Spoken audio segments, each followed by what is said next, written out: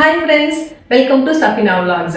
எல்லாருக்குமே ரமதான் முபாரக். எல்லாருமே ஹாப்பியாவும் சேஃபா இருப்பீங்கன்னு நினைக்கிறேன். எல்லார் வீட்லயும் குட்டீஸ்லாம் நோவு வைக்கிறாங்களா?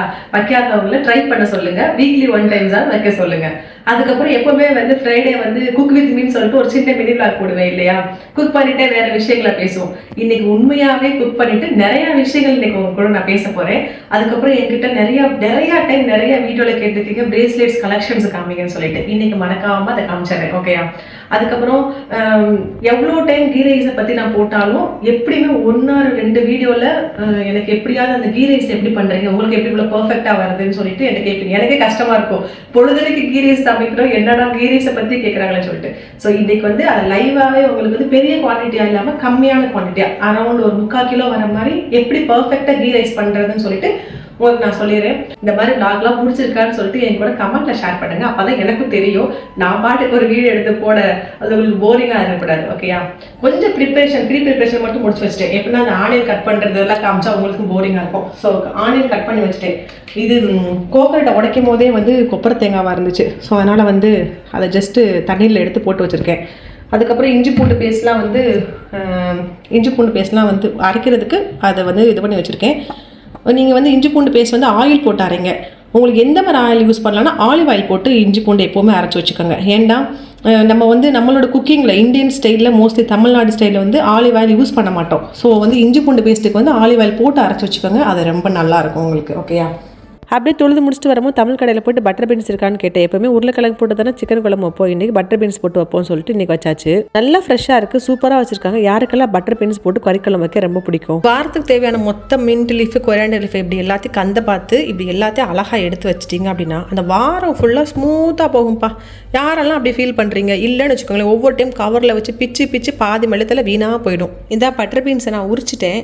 ஆக்சுவலாக இந்த பட்டர் பீன்ஸ் மோஸ்ட்லி கொடைக்கானல் அந்த மாதிரி குளிரான சைடில் தான் கிடைக்கும். நான் இந்தியாவிலேருந்து வரும்போது மெனக்கிட்டு இது கிலோ கணக்காக வாங்கி நாங்கள் குடும்பத்தில் இருக்க அத்தனை பேர் உட்காந்து உரிப்போம். நாங்கள் பேக் பண்ணுறதுக்காக எங்கள் அம்மா என்ன பண்ணாங்க, உரிச்சு ஜிப்லாக் பேக்கில் போட்டு கொடுப்பாங்க. போன உடனே முதல்ல எடுத்து ஃப்ரீசரில் வச்சு ஃப்ரிட்ஜில் வச்சு உடனே யூஸ் பண்ணிடுன்னு சொல்லி கொடுப்பாங்க. இப்போ இவ்வளோ இருக்குது இல்லையா, இவ்வளோத்தையும் நான் யூஸ் பண்ண போகிறதில்ல. கொஞ்சம் மட்டும் தேவையான அளவுக்கு மட்டும் கறி குழம்புல போட்டுட்டு மிச்சத்தை ஃப்ரீசரில் தான் வைப்பேன். ஒன்றுமே ஆகாது, அது பாட்டுக்கு நல்லா இருக்கும். உங்களுக்கு எங்கேயாவது கிடச்சிச்சின்னா மொத்தமாக கூட வாங்கி வச்சுட்டு அப்பப்போ மட்டும் யூஸ் பண்ணிக்கோங்க. அதுவும் இல்லாமல் நீங்கள் எடுத்து ஃப்ரீசர்லேருந்து முன்னாடியே எடுத்து வெளியே வைக்கணும்லாம் அவசியம் இல்லை.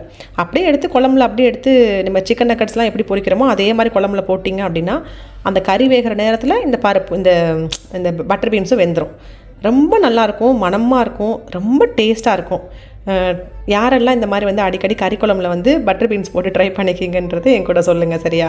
இன்றைக்கி சீரக சம்பாவில் தான் நெய் சோறு ஆக்க போகிறோம். ஆனால் 20 மினிட்ஸ் முன்னாடியே ஊற வச்சுட்டேன். நான் எப்போயுமே சோறு ஆக்கிறதுக்கு பெரிய பாத்திரமாகவே எடுத்துக்கோங்க. பெரட்டுறதுக்கு வைக்கிறதுக்குலாம் ஈஸியாக இருக்கும். இல்லைனா சோறு எப்போவுமே குழஞ்சு போயிடும். எப்போவுமே நெய் சோறு ஆக்கும் போது சரி, பிரியாணி ஆக்கும் போது சரி, பாத்திரம் ரொம்ப பெருசாக எடுத்துக்கோங்க. நல்லா நின்று வேகிறதுக்கும் பெரட்டி விடுறதுக்கும் ரொம்ப சூப்பராக இருக்கும். பட்டை கிராம் ஏலக்காய் கம்மியாகவே போட்டுக்கோங்க, நிறைய போடக்கூடாது. நெய் சோறுக்கு நல்லா இருக்காது. ஒரு டம்ளருக்கு 2 பச்சை மிளகான்ற மாதிரி 4 பச்சை மிளகா எடுத்துட்டு 1 மட்டும் எக்ஸ்ட்ரா எடுத்திருக்கேன். 1 கப் ரைஸ்க்கு 2 மீடியம் ஆனியன் எடுத்தா போதும். இதில் மெயினான டிப்ஸ் என்னன்னா, ஆனியன் கலர் சேஞ்ச் ஆயிடக்கூடாது. ஆனியன்ல இருக்க கலர் அப்படியே சோறுல இன்ஃப்ளூயன்ஸ் ஆயிரும். அதனால கவனமா இருந்துக்கோங்க. இதுக்கு முன்னாடி போட்ட ஒரு வீடியோட நான் சொல்லியிருப்பேன், இஞ்சி பூண்டு பேஸ்ட் நீங்க அரைச்சு வைக்கிறீங்க அப்படின்னா நல்லா உரிச்சிட்டு சுத்தமா கழுவிட்டு நல்லா காய வச்சிருங்க.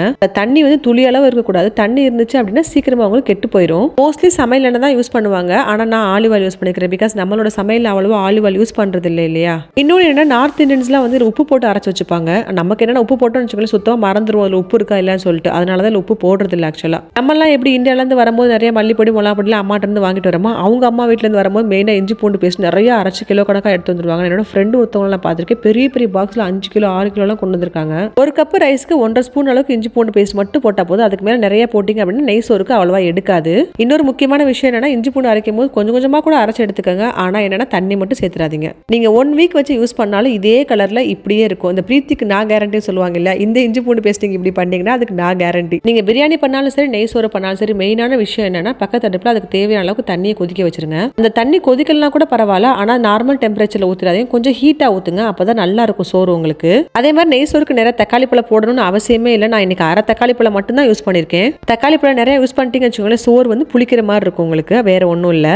இப்போ தேவையான அளவுக்கு உப்பு சேர்த்துக்கங்க. நீங்க இதுல ஒரு விஷயத்தை நோட் பண்ணீங்களா, வெங்காயம் தக்காளி என்னென்ன போடணுமோ அது எல்லாத்தையுமே போட்டு வதக்கிட்டோம், ஈவன் தக்காளியும் போட்டு வதக்கிட்டோம். ஆனா வெங்காயத்தோட கலர் மட்டும் சேஞ்ச் ஆகாம இருக்கு பாத்தீங்களா. ஸோ அதனால சிம்ல வச்சே நீங்க பண்ணுங்க. இப்படி பண்ணீங்க அப்படின்னா நெய் சோறு கலர் மாறாம அப்படி வெள்ளையா பொது பொதுன்னு சூப்பரா இருக்கும் உங்களுக்கு. இப்போ இதுல வேற எந்த மசாலாவுமே இல்லை, தண்ணி நல்லா கொதிக்கல, ஆனா நல்லா சூடாயிருச்சு. அந்த சூடு இருந்தா கூட போதும், எடுத்து ஊத்திக்கலாம். இப்போ உலை நல்லா கொதிக்கட்டும். மல்லித்தலை புதினா தள்ளி எடுத்து கட் பண்ணி வச்சிட்டோம் அப்படின்னா சோறுக்கு போட்டுற வேண்டியதான். எப்பவுமே இந்த மாதிரி கொரியண்டர் லீஃப் மின்ட் லீஃப் வாங்கினீங்க அப்படின்னா நல்லா டிஷ்யூல கவர் பண்ணி சுத்தி வச்சுட்டீங்க வச்சுக்கோங்க. அதுக்கு முன்னாடி கந்த பார்த்து நல்ல மண் இல்லாம எடுத்து வச்சுக்கோங்க. அப்பதான் அவசரத்துக்கு டக்குன்னு போடுறதுக்கு ரொம்ப யூஸ்ஃபுல்லா இருக்கும். மண்ணோட எடுத்து வச்சிட்டீங்க வச்சுக்கோங்களேன், சரியான வேலையா இருக்கும். அவசரத்துக்கு எடுத்து கண்டிப்பா யூஸ் பண்ணவே முடியாது, ஃபுல்லா வீணா போயிடும். இப்போ இந்த சோரோட ஃபுல் ஸ்மெல்லையும் அரோமாவையும் தூக்கி கொடுக்கறது என்ன தெரியுமாங்க, பட்டை கிராம்பு ஏலக்காய். இந்த பொடி தான் மெயினா போடணும் நீங்க. அதுக்காக ரொம்பவும் போட்டக்கூடாது. ஆல்ரெடி நம்ம ட்ரை மசாலா சேர்த்துருக்கோம், ஞாபகம் இருக்கு இல்லையா. அதனால கொஞ்சமா மட்டும் போட்டா போதும். நிறைய பேர் நெய் சோறுக்கு பட்டை கிராம்பு ஏலக்காய் பொடி சேர்க்க மாட்டாங்க. ஆனா நீங்க ஒன் டைம் கண்டிப்பா ட்ரை பண்ணி பாருங்க, கண்டிப்பா டிஃபரன்ஸ் தெரியும் உங்களுக்கு, சூப்பரா இருக்கும் உங்களுக்கு.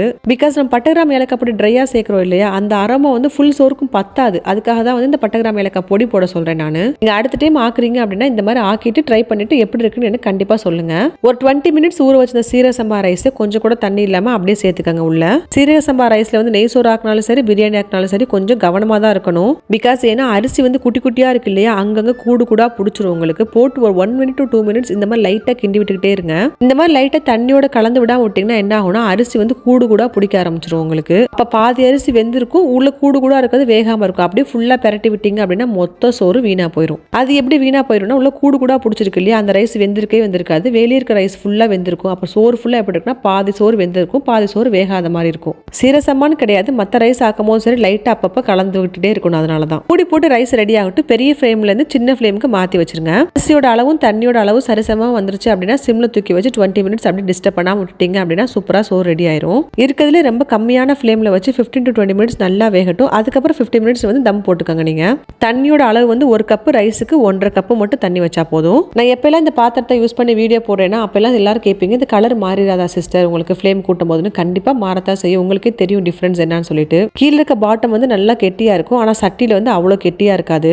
ஆனா யூஸ் பண்றதுக்கு நல்லா ஒர்த்தா இருக்கும். சூப்பு கஞ்சிலாம் வைக்கிறதுக்கு ரொம்ப நல்லா இருக்கும் சட்டி. இந்த சில்வர் சட்டி வந்து லூலூல வந்து ஆஃபர் போடும் போது வாங்கி வச்சேன். பெர்லின் பிராண்ட் நினைக்கிறேன். 5 பீஸ் வரும் மொத்தமா. ஆனா லைட்டா கலர் சேஞ்ச் ஆகதான் செய்யும். நல்லா கம்பி போட்டு தேய்ச்சி வச்சுக்கிட்டீங்க அப்படின்னா நல்லா சூப்பரா இருக்கும் உங்களுக்கு. சோறு பாத்தீங்கன்னா எப்படி இருக்கு, நல்லா வந்துருச்சு இல்லையா, நல்லா உதிரி உதிரியா இருக்குது. அவ்வளவுதான் உங்களுக்கு சோறு ரெடி ஆயிரும். சீரக சம்பா அரிசி பொறுத்த வரைக்கும் என்னன்னா உங்களுக்கு நிறைய சாப்பாடு கிடைக்கும் உங்களுக்கு. நல்லா புழுங்கி புழுங்கி வேக வேக உங்களுக்கு வந்து நிறைய சோறு கிடைக்கும் உங்களுக்கு. குழம்புக்கு வந்து வெங்காயம் தக்காளி இஞ்சி பூண்டு பேஸ்ட் இதெல்லாம் போட்டு நல்லா கொதிச்சு அந்த பச்சை வாசனை எல்லாம் போட்டும். இப்போ சோறு வந்து பாருங்களேன், ஏன்னா நான் உங்களுக்கு மெயினாக சோறு ரெசிபி தானே சொல்கிறேன்னு சொல்லியிருந்தேன். இப்போ வந்து ரைஸை பாருங்களேன், தெரியுதா உங்களுக்கு எவ்வளோ கம்மியாக இருந்துச்சு ரைஸ், இப்போ பாருங்களேன் எவ்வளோ அதிகமாக இருக்குது பாருங்கள், தெரியுதா எப்படி உதிரி உதிரியாக இருக்குது பார்த்தீங்களா. ஸோ நல்லா இதே தான் பாஸ்மதி ரைஸில் ஆக்கினாலும் இதே மாதிரி தான் இருக்கும் உங்களுக்கு. அவ்வளோதான், இது இந்த சூட்லேயே இருக்கட்டும் உங்களுக்கு. நீங்கள் அடுப்பை ஆஃப் பண்ணிவிட்டு இதுக்கு ஓரமாக வச்சுருங்க. இந்த சோறில் இருக்க சூடு சட்டியில் இருக்க சூடு இது எல்லாமே சேர்ந்து உங்களுக்கு வந்து ரைஸ் வந்து தம்லாகி புழுங்கிடும் உங்களுக்கு. இன்னும் புழுங்க நிறைய ரைஸ் கிடைக்கும் உங்களுக்கு. அப்படியே தூக்கி அடுப்பு ஆஃப் பண்ணிவிட்டு ஓரமாக வச்சுருங்க. அவ்வளோதான். சோறு ரெடியாகி முடிக்கும் போதே கரெக்டாக குழம்பு தாளிச்சு விட்டு வெங்காயம் தக்காளி இஞ்சி பூண்டு பேசி இதெல்லாம் போட்டு நல்லா தாளிச்சிட்டு இப்போ மசாலா பொடி மட்டும் போட்டுக்கலாம். குழம்பு நல்லா ரெட்டாக இருக்கணும்னா ஃபர்ஸ்ட் தக்காளி பழத்தை நல்லா ரெட்டாக போட்டுக்கோங்க. அதுக்கப்புறம் மிளகா பொடி ஃபர்ஸ்ட் போடுங்க. இது வந்து எங்கள் ஊர் சைடு வைக்கிற குழம்புன்னு வச்சுக்கோங்களேன். மிளகா பொடி 2 ஸ்பூன், மல்லிப்பொடி 2 ஸ்பூனு, சீரகப்பொடி சிக்கன் குழம்பு கட்டாயம் போட்டுக்கோங்க. நல்ல ஸ்மெல் கொடுக்கும் உங்களுக்கு. இப்போ இதெல்லாம் வந்து 1 kg அளவுக்கு சிக்கனுக்கு நான் பண்ணிட்டு இருக்கேன். பட்டை கிராம்பு ஏலக்காய் இது 3 சரிசமாக எடுத்து அரைச்சி வச்சிருக்கேன் நான். இதை நிறைய எடுத்து அரைச்சி மொத்தமாக வச்சுக்காதீங்க, அதோட ஸ்மெல் ஃபுல்லாக வீணாக போயிடும். கொஞ்சம் கொஞ்சமாக அரைச்சி வச்சுக்கோங்க. தக்காளி பழம் நல்லா ரெட்டாக மசிஞ்சு வெந்ததுக்கு அப்புறம் மசாலா பொடியோட சேர்த்து பெரட்டும் போது பாருங்களேன் குழம்போட கலரே மொத்தமா எவ்வளவு அழகா இருக்கு பாருங்களேன். சரி, இப்போ உங்கள்ட்ட ஒரு முக்கியமான கேள்வி கேட்கிறேன். யாரெல்லாம் கல்யாணத்துக்கு முன்னாடி சமையல் தெரிஞ்சுக்கிட்டு கல்யாணம் பண்ணீங்க? எனக்கெல்லாம் உண்மையாவே சமையல் சுத்தமா தெரியாதுங்க. என்னால நம்ப முடியல, நான் இப்படிலாம் குக் பண்றேன், அது இவ்வளோ பேருக்குலாம் குக் பண்றேன்னு என்னால நம்பவே முடியல. இன்னொன்று என்னன்னா என் ஃபேமிலியில யாருமே நம்ப மாட்டேன்றாங்க. இந்த மாதிரி யூடியூப்ல வீடியோ போடும் போதுல எங்க வீட்டில் இருக்கவங்க எல்லாம் பயங்கரமா திட்டுவாங்க. இங்க வந்திருக்கும் என்னைக்கா சமைச்சு கொடுத்துருக்கியா, எங்கள்கிட்ட தான் எப்ப பார்த்தாலும் சாப்பிட்டு போறேன்னு சொல்லிட்டு. இந்த வீடியோ பார்க்கும்போது நிறைய பேர் யோசிப்பீங்க நமக்கு மட்டும் இந்த மாதிரி சமைக்க வர மாட்டேதுன்னு சொல்லிட்டு. அந்த மாதிரிலாம் யோசிக்காதீங்க. கண்டிப்பா நீங்களும் சூப்பர் சூப்பராக சமைச்சிருவீங்க. கண்டிப்பாக 10 வருஷத்துக்குள்ளே பயங்கரமாக பழகிடுவீங்க. அது எப்படின்னு கேட்குறீங்களா? அது அப்படிதான் தன்னால் பழகிடுவோம். நம்ம ஒரு காமெடி ஒன்று வரும் பார்த்தீங்களா, 65 வயசுக்கு அப்புறம் என்ன ஆகும், அது தானாக பழகிருன்ற மாதிரி அதுவாக வந்துடும் உங்களுக்கு. இப்போ பட்டர் பீன்ஸை ஒரு 2-3 டைம் நல்லா தண்ணியில் கழுவிட்டு சேர்த்துக்கங்க. இது ரொம்ப நேரம் ஊற வச்சு வேக வைக்க வேண்டிய பயிரெல்லாம் கிடையாது. நார்மலாக சிக்கன் எவ்வளோ நேரம் வேகணுமோ அவ்வளோ தூரம் மட்டும் வெந்தா போதும். அப்போ மட்டன் கூட சேர்த்து எவ்வளோ நேரம் வேகணும்னு கேட்டிங்கன்னா, ஓப்பன் பண்ணி விசில் அடங்கினதுக்கப்புறம் கொஞ்சம் நேரம் வேக வைப்பீங்க இல்லை, தேங்காய் பால் ஊற்றி அந்த அளவு மட்டும் வேக வச்சா போதும். உண்மையாகவே வீடியோ எடுத்துகிட்டே சமைக்கிறது ரொம்ப கஷ்டங்க. 1 மணி நேரத்து வேலையை கிட்டத்தட்ட 3 மணி நேரம் செய்கிற மாதிரி இருக்குது வீடியோ எடுத்துகிட்டே சமைக்கிறது. சோறு முடிஞ்சு தூக்கி ஓரமாக வச்சாச்சு. குழம்பு கொதிச்சதுக்கு அப்புறம் தேங்காய் பால் மட்டும் அரைச்சு ஊற்றணும். லாஸ்ட் 2 வீக்ஸாக சிக்கன் 65 பண்ணித்தாங்கம்மான்னு என் பொண்ணு ரொம்ப நாளாக கேட்டுட்டு இருக்கு. யார் ஊர்ல எல்லாம் இந்த மசாலா பொடி கிடைக்குதுன்றது கண்டிப்பாக என் கூட கமெண்ட்ல ஷேர் பண்ணுங்க. நானும் தெரிஞ்சுக்கணும்னு ஆசைப்படுறேன். பிகாஸ் இந்த மசாலா பொடி தேனி, மதுரை இந்த சைடு மட்டும் தான் கிடைக்கும். ஊர்ல இருந்து எது வாங்கிட்டு வரேனோ இல்லை, இந்த மசாலா பொடி கண்டிப்பாக வாங்கிட்டு வந்துருவேன். எங்களுக்கு இதுல 65 பண்ணி சாப்பிட்ற மாதிரி வேற எதுவுமே வராதுங்க. இங்க எங்க ஊர் சைடு டூர் போறீங்க வச்சுக்கோங்களேன், கண்டிப்பா இந்த மசாலா பொடி வாங்கி வச்சுக்கோங்க. தேனி, திண்டுக்கல் இந்த மாதிரி சைடு போனாவே கண்டிப்பா இது கிடைக்கும். 1 கிலோவுக்கு 1 பாக்கெட் போட்டா போதும். கொஞ்சம் தயிர், எலுமிச்சம்பழம் மட்டும் போட்டுக்கோங்க. தேன அளவுக்கு உப்பு போட்டுக்கோங்க. நிறைய பேர் லைட்டா கார்ன்ஃபிளவர் போட்டுப்பாங்க, பட் நான் யூஸ் பண்றது இல்ல. வேணும்னா நீங்க ஆட் பண்ணிக்கோங்க. ட்ரஸ்ட் மீ, இது உடனே பொரிச்சாலும் ரொம்ப சூப்பரா இருக்கும். ஒரு 20 மினிட்ஸ் பிரேக் கொடுத்து செஞ்சு பாருங்க, அது அதை விட சூப்பரா இருக்கும். இப்போ நான் பண்ண போற தக்காளி சட்னி யார் ஊர்ல செய்வீங்கன்றதை கண்டிப்பா என் கூட ஷேர் பண்ணணும். இதுவரை செய்யாதவங்க கண்டிப்பா நெய்சோறு செய்யறப்ப தக்காளி சட்னியை சேர்த்து செஞ்சு பார்த்துட்டு எப்படி இருக்குன்னு சொல்லிட்டு என் கூட கமெண்ட்ல ஷேர் பண்ணணும். என்ன இது பேச்சு தோரணெல்லாம் கொஞ்சம் ஃபோர்ஸ் பண்ற மாதிரி இருக்கு அப்படின்னு நினைக்காதீங்க. கண்டிப்பா ட்ரை பண்ணி பாருங்க, செம்மையா இருக்கும், ஒர்த்தா இருக்கும். கடுகு, கருவேப்பிலை போட்டுக்கோங்க. பச்சை மிளகா மட்டும் தான் இதுக்கு உரப்பே, வேற எந்த மசாலா பொடியுமே கிடையாது. வெங்காயத்தை வந்து நீல வாக்குல ஸ்லைஸா கட் பண்ணிக்கோங்க. தக்காளி பழம் நல்லா புளிப்பா ரெட் கலர்ல இருக்கணும், அதான் ரொம்ப மெயினான விஷயம். 1.5 வெங்காயம் எடுக்கிறீங்க அப்படின்னா தக்காளி பழம் வந்து 2.5 தக்காளி பழம் எடுக்கணும், அதான் இதோட ரேஷியோவேவும். உப்பு போட்டு கொஞ்சம் தண்ணி ஊற்றி நல்லா பெரட்டி விட்டுட்டு நல்லா மூடி போட்டு வேக வச்சுக்கோங்க. இதோட ரெசிபியே அவ்வளவுதான். கடைசியா தேங்காய் மட்டும் அரைச்சு ஊற்றணும். ஆக்சுவலா தக்காளி சட்னி வந்து ஒன்லி தேங்காய் மட்டும் தான் அரைச்சு ஊற்றணும். குழம்புக்கு தேங்காய் அரைக்கும் போது பாதாம், முந்திரிலாம் சேர்த்து போட்டு அரைக்கிறேன் இல்லையா, அந்த பேஸ்ட்டவே கொஞ்சம் இதில் எடுத்து மிக்ஸ் பண்ணி விட்டுருவேன். செம்ம சூப்பரா டக்கரா இருக்கும் உங்களுக்கு. அப்புறம் ஏதோ ஒரு வீடியோல சொல்லிப்போம் போல தேங்காய், முந்திரி, கசகசாலாம் போட்டுக்கோங்க சொல்லிட்டு நிறைய பேர் கேட்டீங்க துபாயில கசகசா எங்க கிடைக்குதுன்னு சொல்லிட்டு. துபாயில கசகசா எங்கேயும் கிடைக்காது, எடுத்துட்டு வராதிங்க. அப்படிலாம் எடுத்துட்டு வந்தீங்க அப்படின்னா போலீஸ் நம்மளே ஒரே கசக்கி விடுவார்கள். இந்த தக்காளி சட்னியோட தக்காளி பழத்தை கொஞ்சம் பெருசு பெருசா கட் பண்ணி போட்டுக்கோங்க. ஏன்னா குட்டி குட்டியா கட் பண்ணி போட்டீங்க அப்படின்னா சாப்பிடும்போது கொஞ்சம் டிஸ்டர்பன்ஸா இருக்கும். தோல் பெருசா வந்துச்சு அப்படின்னா வேஸ்ட்ல தூக்கி போடுறதுக்கு ஈஸியா இருக்கும். குழம்பு கரைச்ச பாதாம், பிஸ்தா, முந்திரி இருக்கு இல்லையா, அந்த பேஸ்ட் இதுல கொஞ்சம் போட்டா போதும். அவ்வளவுதான், தக்காளி சட்னி செம்மையா சூப்பரா ரெடி ஆயிடுச்சு. இந்த சட்னி எப்படி இருக்கும்னா நல்லா புளிப்பா இருக்கும் உங்களுக்கு. தேங்காயோட ஃபிளேவர் செம்மையா இருக்கும். இப்ப சில பல வருஷங்களா தானே கல்யாண வீட்டுல பிரியாணி எல்லாம் போடுறாங்க. அப்ப எல்லாம் வந்து என்ன பண்ணுவாங்கன்னா நெய் சோறு, கறி குழம்பு, இந்த தக்காளி சட்னி தான் எங்க ஊர் சைடு வந்து கல்யாணத்துக்கே வைப்பாங்களாம். பாத்துக்கோங்க. தக்காளி சட்னி போய் எப்போ நெய் சோடா வச்சு சாப்பிட்றீங்கன்னு மட்டும் யோசிக்காதீங்க. ட்ரை பண்ணாதவங்க கண்டிப்பா ஒன் டைம் ட்ரை பண்ணி பாத்துருங்க. மல்லித்தலை புதினாத்தோட வேலை முடிஞ்சிச்சுன்னா அது அந்த இடத்துல வச்சிடணும். இல்லைன்னா ரொம்ப நேரம் வெளியே இருந்துச்சு இல்லையா, அப்புறம் நெக்ஸ்ட் டே எடுக்கும்போது அழுகி போயிடும். அப்புறம் யாரெல்லாம் நெய்சோருக்கு மின்ட்டு சட்னி வச்சு சாப்பிட்ற பழக்கம் இருக்கு. நெய்சோருக்கு வந்து மின்ட்டு சட்னி இல்லைன்னா தக்காளி சட்னி எல்லாம் கண்டிப்பா சைட் டிஷ்ஷா இருந்தே ஆகணும் எங்க ஊர் சைடு. இதெல்லாம் யாரெல்லாம் ஃபாலோ பண்றீங்கன்றது என் கூட சொல்லுங்க சரியா. 3 பச்சை மிளகா, மின்ட் லீஃப், கொரியாண்டர் லீஃப் 2 சரிசமமா எடுத்துக்கங்க. ஒரு பெரிய லெமன் சைஸ் அளவுக்கு புளி எடுத்துக்கங்க. ஒரு 1.5 வெங்காயம் எடுத்திருக்கேன். கொஞ்சம் உப்பு போட்டுக்கிட்டேன். நான் வெங்காயம் குறைன்னு அரைச்சு ஊத்துறேன் அப்படின்னா குழம்புக்கு அரைக்கிறதுக்கு முன்னாடி அதில் பருப்புலாம் போடுவோம் இல்லையா, அதுக்கு ஒன்லி தேங்காய் மட்டும் அரைச்சு எடுத்து வச்சுக்கிட்டேன். அப்ப இது கூட சேர்ந்து அரைக்கும் போது இன்னும் மையா நல்லா சூப்பரா நல்லா சாஃப்டா அரைஞ்சிரும். இது எல்லாத்தையும் பச்சையா அரைச்சிருக்கோம். நான் ஃப்ரிட்ஜில் வச்சிங்க அப்படின்னா 3 to 4 நாளைக்கு அப்படியே நல்லா சூப்பரா இருக்கும். கொஞ்சம் ரொம்ப நாளைக்கு வச்சுக்கணும்னு நினைச்சீங்க அப்படின்னா எண்ணெய் ஊற்றி கடுகு, கருவேப்பிலை மட்டும் போட்டு சட்னி போட்டு நல்லா வதக்கி எடுத்து வச்சுக்கிட்டீங்க அப்படின்னா அது பாட்டுக்கு 1 வாரத்துக்கு சூப்பரா இருக்கும். நான் எப்பவுமே பெரிய சமையல் செய்யறேன்னு வச்சுக்கோங்களேன், மெயினா நியூஸ் பேப்பர் கீழே போட்டுட்டு தாங்க எல்லாத்தையுமே கட் பண்ணி மொத்தமா ஒரே சுருட்டு தூக்கி குப்பையில எரிஞ்சு விட்டுருவேன். நான் இந்த மாதிரி சிக்கன் பொறிக்க வச்சுக்கோங்க. ஃபர்ஸ்ட் நான் பக்கத்துல சட்டி வச்சதே எடுத்துருங்க. ஏன்னா அது ஃபுல்லா தெரிச்சு ஒரு சட்டி ஃபுல்லா பாலா போயிடும். அதனால அது பழைய சட்டியோ புது சட்டியோ அதை எடுத்து மாற்றி வச்சுறது நல்லது. ஓகே, அடுப்பு கூட தொடச்சிடலாம். ஆனால் சட்டி பிசுன்னு ஆகிட்டா உங்களால் தொடர்ந்து கழுவவே முடியாது. மின்ட் சட்னி இதே மாதிரி கிரீன் கலர் 2-3 நாளாலும் அப்படியே இருக்குங்க. ஆனால் எண்ணெயில் போட்டு தாளிச்சிட்டிங்க அப்படின்னா கலர் வந்து கொஞ்சம் டார்க்காக மாறிடும். அது மட்டும் தான் அதில் சேஞ்ச் ஆகும். எங்கேயும் அவசரமாக போறீங்க இல்லை பிள்ளைங்களுக்கு லஞ்ச் பாக்ஸ்லாம் கொடுக்கணும் அப்படின்னா ஒயிட் ரைஸ் மட்டும் இருந்துச்சு அப்படின்னா சட்னியை போட்டு நல்லா பெரட்டி கொடுத்து விட்டீங்க அப்படின்னா நல்லா சூப்பராக மனமாக இருக்கும் உங்களுக்கு. ஹாஃப் சிக்கனை மட்டும் தாங்க பொரிச்சிருக்கேன். மிச்சம் ஹாஃப் சிக்கனை அப்படியே எடுத்து வச்சிருக்கேன். நாளைக்கு ஏதாவது சாம்பாரோ இல்லைன்னா ரசமோ வச்சு சிக்கனை பொரிச்சு விட்டுக்கலாம். எத்தனை நாளைக்கு டெய்லி புதுசாக பண்ணுறது. ஒரு ஸ்மோக்கி ஃப்ளேவருக்காக நான் சார்கோல் வச்சுருக்கேன். லைட்டாக அதில் தூக்கி போட்டுட்டு ஒரு 1 minute மட்டும் க்ளோஸ் பண்ணி வச்சோம்னா பொரிச்ச சிக்கனை செம்ம ஃப்ளேவராக இருக்கும் உங்களுக்கு. இதை ட்ரை பண்ணி பாருங்கள். இந்த மாதிரி சில்வர் கிண்ணம் வச்சிருக்கீங்க இல்லையா, அதை டேரெக்டாக தூக்கி சார்கோலை வச்சிடாதீங்க. அதோட கலர் வந்து மாறி போயிடும். இந்த அலுமினியம் ஃபாயில் வந்து சில்வர் பல் மாதிரி வச்சு எடுத்துட்டு அதுக்கு மேலே தூக்கி சார்கோலை வைங்க. இதுக்குள்ளே சார்கோலை வச்சு யூஸ் பண்ணிட்டு அப்படியே தூக்கி டிஸ்போஸ் பண்ணிடுங்க.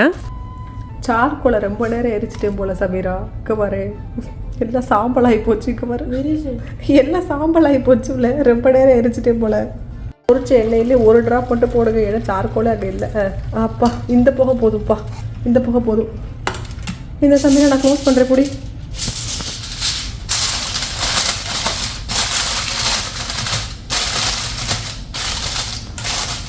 அவ்வளோதான். எப்படி எரிச்சிருக்கேன் பாரு.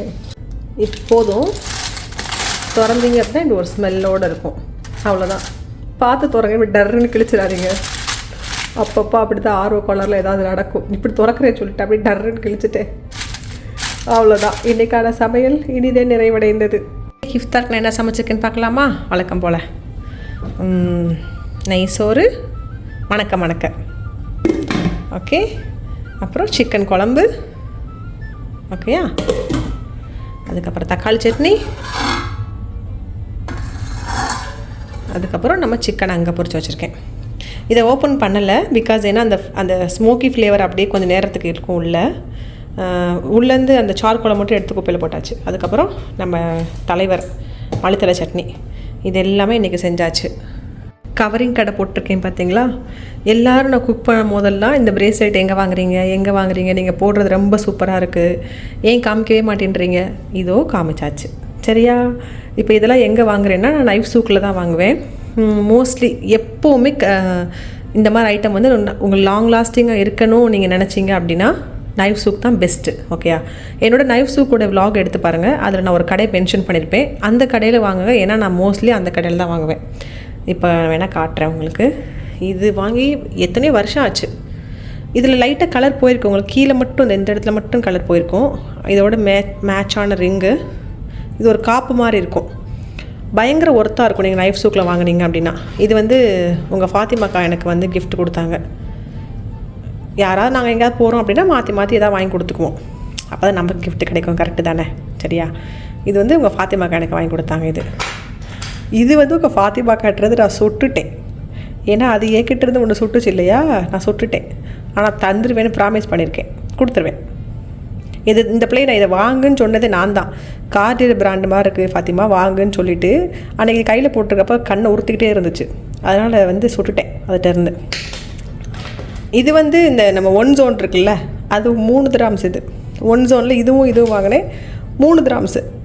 அங்கே நீங்கள் எந்த பொருள் எப்போ வாங்கினாலுமே 365 daysமே 3 dirhams தான்.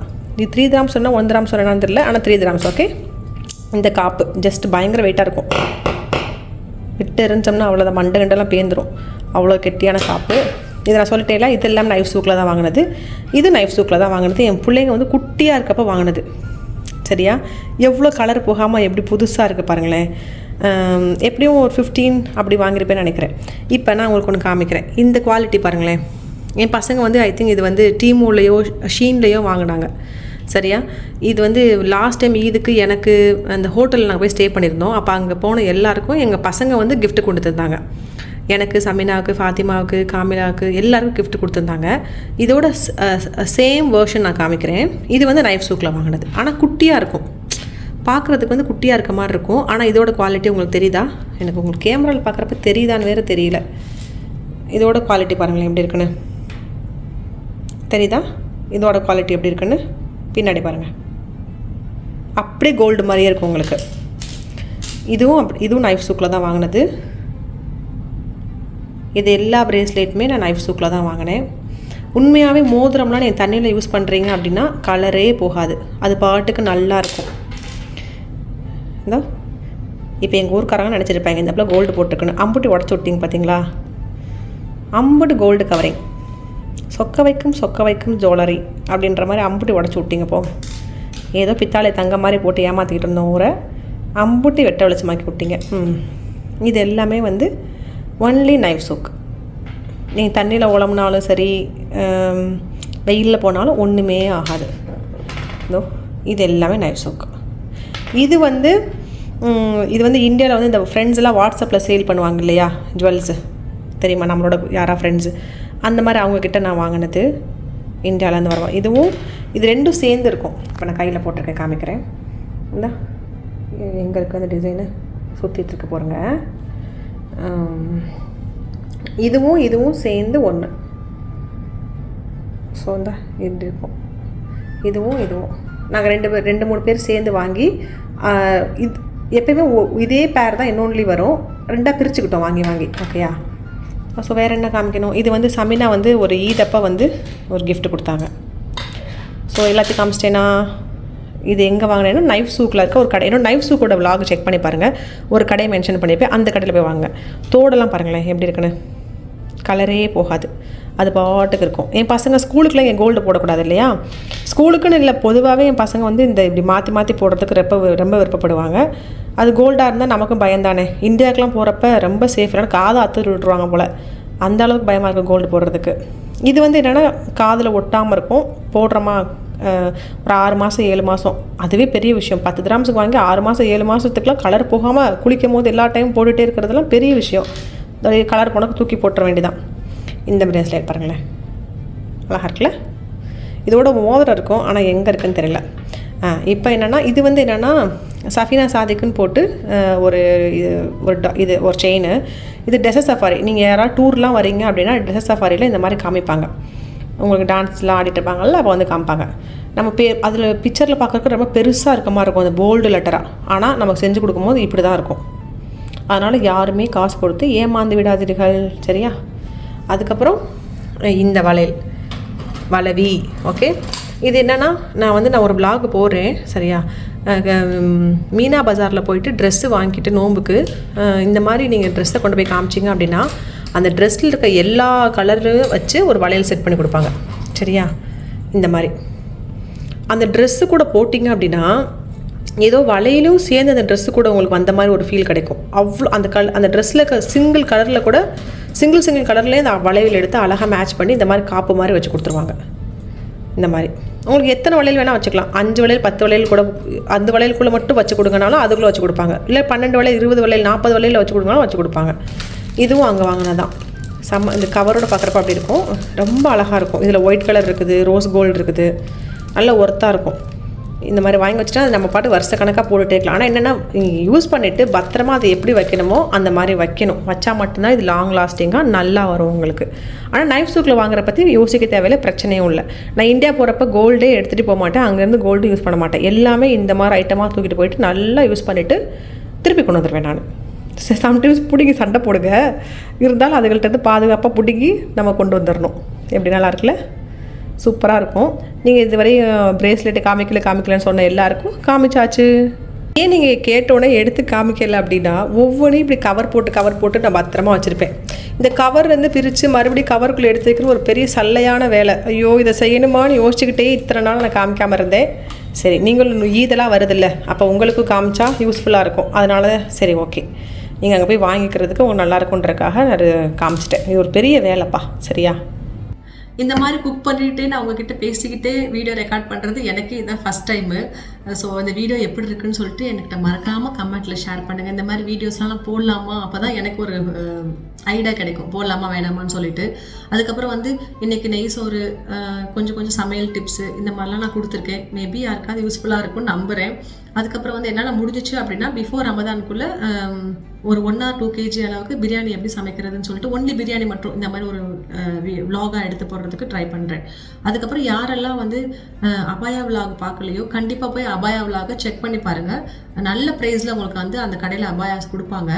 என்னோட வீடியோஸ் பார்த்துட்டு போயிட்டு என்னோட பேஜை மென்ஷன் பண்ணி வாங்கினீங்க அப்படின்னா உங்களுக்கு ஸ்பெஷல் டிஸ்கவுண்ட் இருக்குது. ஓகே, அதை மறக்காமல் கேட்டு வாங்கிக்கோங்க. ஓகேயா?